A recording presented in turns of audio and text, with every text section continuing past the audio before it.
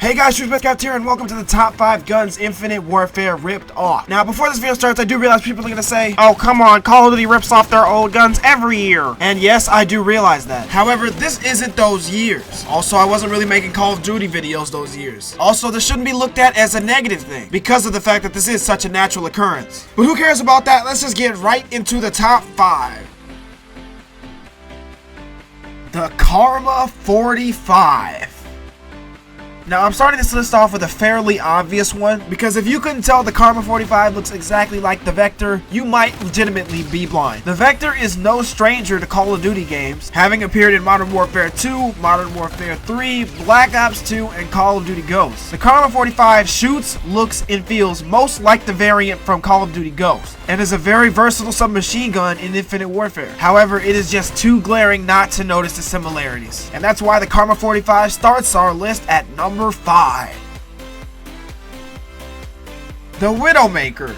The first thing that you notice when you shoot the Widowmaker is that 2 bullet trails come out. Seem familiar? That's because only one other sniper shot out multiple bullets in one shot, and that would of course be the P06 sniper rifle. While I do believe the P06 is a better sniper rifle than the Widowmaker, because all I get is hit markers with that thing, the fact that it shoots multiple shots with only one trigger pull alone makes it similar to the P06, which is why it made it to number 4 on my list.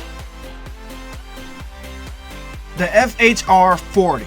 This one is also pretty obvious. This gun seems to be a ripoff of the P90, which for those who didn't know is actually my favorite gun in Call of Duty history. That reload is just so sexy. From the moment I picked up this gun, the P90 was the first thing I thought about. While maybe not as good, the similarities are still there, and it's still a fun submachine gun to mess around with, and a surprisingly good sniper backup. But you'd have to be crazy not to notice the similarities between the FHR-40 and the P90, and that's why I ranked it number 3. The Mauler. People don't realize this could be the most dangerous hip-fire gun in the game. Yes, that includes submachine guns, that includes assault rifles, that includes shotguns for that matter. This thing is lethal from the hip, and God forbid you put a laser sight on it. And there's only been one light machine gun that shared this feat. Yes, of course, I'm talking about the Chainsaw LMG. These weapons are both big, high fire rate having, pretty good damage doing, lethal hip firing light machine guns. And that was enough to earn the Mauler the number 2 spot on my list. The NV4.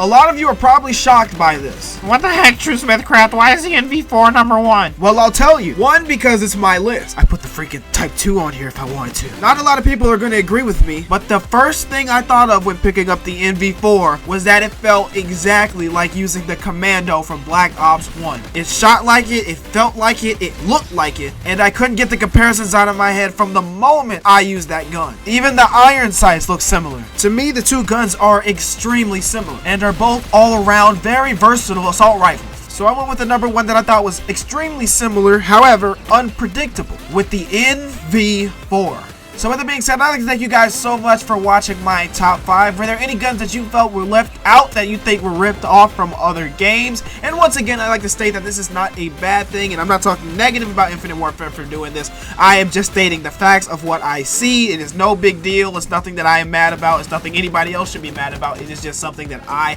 am stating. So with that being said, guys, hope you guys leave a like in the comment, of course. Make sure to like that subscribe button. Make sure you follow me on Instagram, like my pictures. Make sure you follow me like a stalker on Twitter, but don't actually stalk me. Make sure you follow me on Twitter for live streams as possible. I try to live stream on YouTube when I can. You guys see me go donate my Patreon. That is down in the description. That's patreon.com/TrueSmithCraft. You can donate $1 million, $1 billion, $1 trillion, or just a penny. It does not matter to me, because of course you know as well as I know you do not have to. You guys can also go donate t-shirts and hoodies. Those are down in the description. 10% of the money that goes to buying those t-shirts will go to the Make-A-Wish Foundation, as I am partnered with them to help little children in need. So with that being said, guys, I'd like to thank you guys so much for watching. Like the comment, of course, rock that subscribe button, and I will see you guys next time.